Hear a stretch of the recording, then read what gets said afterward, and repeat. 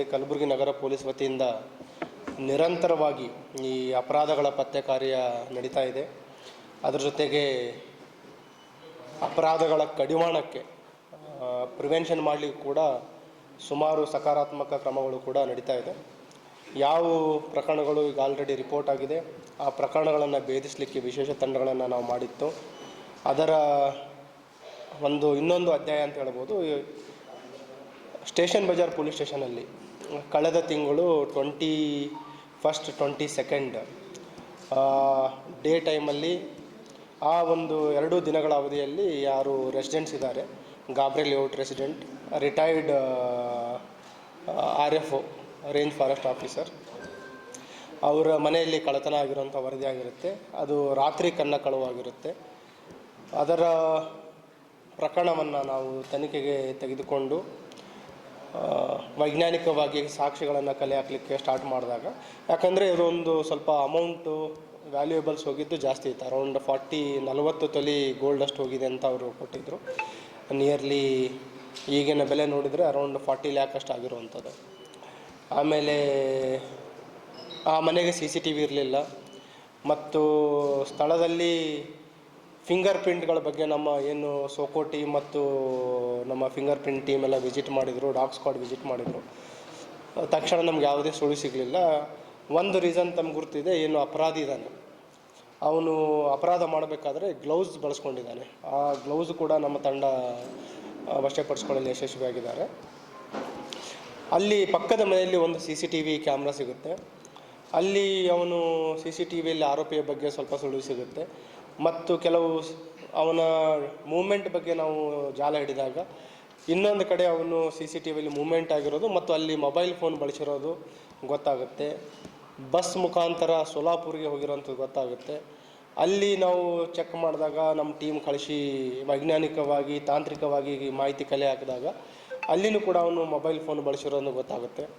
ಹಾಗಾಗಿ ನೆಕ್ಸ್ಟ್ ಆರೋಪಿ ಬಗ್ಗೆ ವೈಜ್ಞಾನಿಕವಾಗಿ ತಾಂತ್ರಿಕವಾಗಿ ನಾವು ಮಾಹಿತಿಯನ್ನು ಕಲೆ ಹಾಕಿದಾಗ ಅವನು ಅಲ್ಲಿಂದ ನೆಕ್ಸ್ಟ್ ಪುಣೆಗೆ ಹೋಗಿರೋದು ಗೊತ್ತಾಗುತ್ತೆ. ನಮ್ಮ ಟೀಮನ್ನು ನಾವು ಪುಣೆಗೆ ಕಳುಹಿಸಿ ಆರೋಪಿಯನ್ನು ಬಂಧಿಸುವಲ್ಲಿ ಯಶಸ್ವಿಯಾಗಿದ್ದಾರೆ.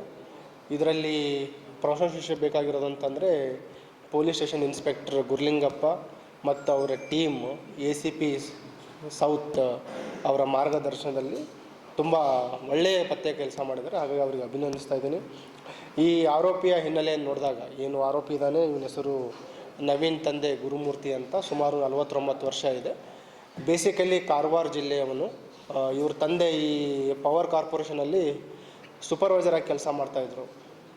1995ರಲ್ಲಿ ಸುಮಾರು 30 ವರ್ಷ ಹಿಂದೆಯೇ ಇವನೊಂದು ಕಳ್ಳತನ ಪ್ರಕರಣದಲ್ಲಿ ಭಾಗಿಯಾಗಿದ್ದವನು. ಇದರಲ್ಲಿ ರಾಯಚೂರು ಶಕ್ತಿನಗರದಲ್ಲಿ ಭಾಗಿಯಾಗಿದ್ದ. ಅದರಲ್ಲಿ 3 ವರ್ಷ ಶಿಕ್ಷೆ ಕೂಡ ಆಗಿತ್ತು ಅವನ ಮೇಲೆ. ಇದೇ ಗುಲ್ಬರ್ಗ ಕಾರಾಗೃಹದಲ್ಲಿ 3 ವರ್ಷ ಶಿಕ್ಷೆ ಅನುಭವಿಸಿದ್ದಾನೆ. ನಂತರ ಈಗ ಅವನು ಪುಣಾದಲ್ಲಿ ಕುಕ್ಕಾಗಿ ಕೆಲಸ ಮಾಡ್ತಾಯಿದ್ದಾನೆ ಒಂದು ಟಿಫಿನ್ ಸೆಂಟ್ರಲ್ಲಿ. ಅವನು ಇಲ್ಲಿ ಅಪರಾಧ ಮಾಡಲಿಕ್ಕೆ ತುಂಬ ಇಂಟ್ರೆಸ್ಟಿಂಗ್ ಇರುವಂಥದ್ದು ಒಂದು ವಿಚಾರ ಇದೆ. ಯಾಕೆ ಇಲ್ಲಿ ಅಪರಾಧ ಮಾಡ್ದ ಅಂತ. ಗುಲ್ಬರ್ಗಕ್ಕೆ ಯಾವತ್ತೂ ಅವನು ಬಂದಿರಲಿಲ್ಲ. ಬೇಸಿಕಲಿ ಪುಣೆಯಿಂದ ಕನ್ಯಾಕುಮಾರಿಗೆ ವಿತೌಟ್ ಟಿಕೆಟ್, ಟ್ರೈನ್ ಟಿಕೆಟ್, ಅವನು ಟ್ರೈನಲ್ಲಿ ಸಂಚಾರ ಮಾಡ್ತಾ ಇರ್ತಾನೆ. TC ಅವರು ಅವನು ವಿತೌಟ್ ಟಿಕೆಟ್ ಟ್ರಾವೆಲ್ ಮಾಡ್ತಾನೆ ಅಂತ ಗಮನಿಸಿ ಗಾಣಗಾಪುರದಲ್ಲಿ ಗುಲ್ಬರ್ಗ ಸ್ಟೇಷನಲ್ಲಿ ಅವನಿಗೆ ಇಳಿಸ್ತಾರೆ. ಸೊ ಇಳಿದ ನಂತರ ಅವನ ಹತ್ರ ಖರ್ಚಿಗೆ ದುಡ್ಡು ಇರಲಿಲ್ಲ. ಸೊ ಆ ಒಂದು ಖರ್ಚಿಗೆ ದುಡ್ಡು ಇರಲಾರ್ದಕ್ಕೋಸ್ಕರ ಅವನು ನೈಟೆಲ್ಲ ಓಡಾಡ್ತಾನೆ, ರೆಕ್ಕಿ ಮಾಡ್ತಾನೆ. ರೆಕ್ಕಿ ಮಾಡಿ ಏನು ಈ ಸ್ಟೇಷನ್ ಬಜಾರ್ ರೈಲ್ವೆ ಸ್ಟೇಷನಿಂದ ಹಿಂದ್ಗಡೆ ಆ ಕಡೆ ಮೂವ್ಮೆಂಟ್ ಆದಾಗ ಗಾಬ್ರೆ ಲೇಔಟಲ್ಲಿ ಇರುವಂಥ ಒಂದು ಲಾಕ್ಡ್ ಹೌಸನ್ನು ಟಾರ್ಗೆಟ್ ಮಾಡಿ ಅಪರಾಧ ಮಾಡ್ತಾನೆ. ಮತ್ತು ಇಲ್ಲಿಂದ ಅಪರಾಧ ಮಾಡಿ ಏನೊಂದು 50,000 to 60,000 ಕ್ಯಾಶ್ ಇತ್ತು, ಗೋಲ್ಡ್ ಆರ್ನಮೆಂಟ್ಸ್ ಮತ್ತು ಸಿಲ್ವರ್ ಆರ್ನಮೆಂಟ್ಸ್ ಏನಿತ್ತು, ಪೂಜಾ ಸಾಮಾನುಗಳು ಎಲ್ಲ ತೆಗೆದುಕೊಂಡು ಎಸ್ಕೇಪ್ ಆಗಿರ್ತಾನೆ. ಇದರಲ್ಲಿ ಇನ್ನೊಂದು ನಾವು ಗಮನಿಸಬೇಕಾಗಿರೋದಂತಂದರೆ ಅವನ ಬ್ಯಾಗಲ್ಲಿರುವಂಥ ಕಿಟ್. ಬೇಸಿಕಲಿ ಅವನು ಕನ್ಯಾಕುಮಾರಿಗೆ ಕೂಡ ಅದೇ ಅಪರಾಧ ಮಾಡಬೇಕಂತ ಹೋಗ್ತಾ ಇರೋವಂಥದ್ದು.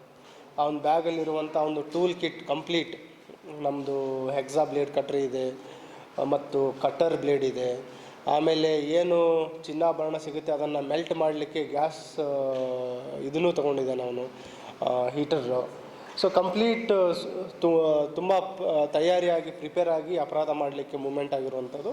ಸೊ ಆ್ಯಕ್ಸಿಡೆಂಟಲ್ಲಿ ಗುಲ್ಬರ್ಗದಲ್ಲಿ ಇಳಿದು ಇಲ್ಲಿ ಅಪರಾಧ ಮಾಡಿ ಯಾವುದೇ ಅವನಿಗೆ ಹೋಪ್ಸ್ ಇರಲಿಲ್ಲ ಅಂತಂದರೆ ಪೊಲೀಸರು ಹಿಡಿತಾರೆ ಅಂತ ಅಂಥ ಒಂದು ಕ್ಲಿಷ್ಟಕರವಾದ ಒಂದು ಪ್ರಕರಣವನ್ನು ಭೇದಿಸುವಲ್ಲಿ ನಗರ ಪೊಲೀಸ್ ತಂಡ, ಅದರಲ್ಲಿ ವಿಶೇಷವಾಗಿ ಸ್ಟೇಷನ್ ಬಜಾರ್ ಮತ್ತು ಸೌತ್ ಉಪವಿಭಾಗದ ಕ್ರೈಮ್ ಟೀಮ್ ಯಶಸ್ವಿಯಾಗಿದ್ದಾರೆ. ಅವರಿಗೆ ಅಭಿನಂದನೆಗಳನ್ನು ಸಲ್ಲಿಸ್ತಾ ಇದ್ದೀನಿ ಮತ್ತು ಪ್ರಶಂಸನಾ ಪತ್ರನೂ ಕೂಡ ಈಗ ನೀಡ್ತಾ ಇದ್ದೀನಿ.